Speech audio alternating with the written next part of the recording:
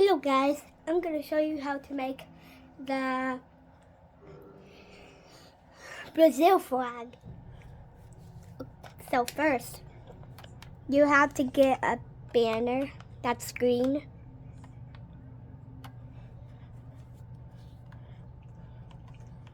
That is right here. And then get two dyes that's yellow and blue.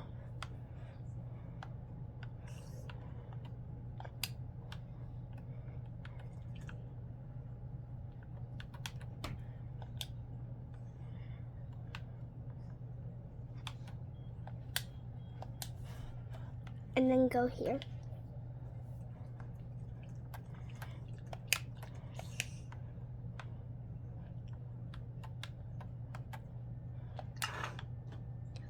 And then do this. And then do this.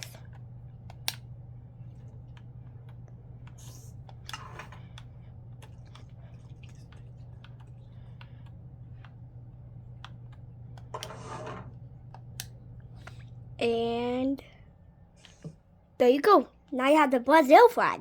Anyways, bye.